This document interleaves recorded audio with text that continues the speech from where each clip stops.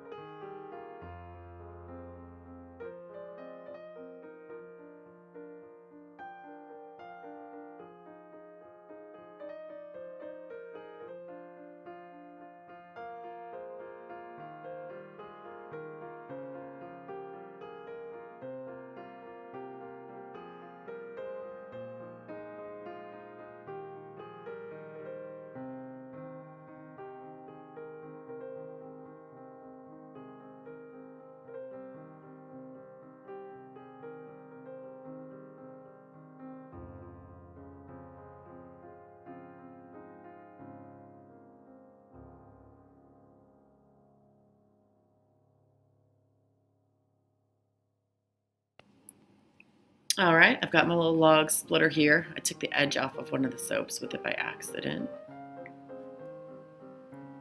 Now I've got my two soaps, and then I'm going to go ahead and grab the multi-bar cutter and show you guys the cut. I was really happy with this one. Usually am. This is just one of those soaps the swirl's just going to turn out really nicely on their own.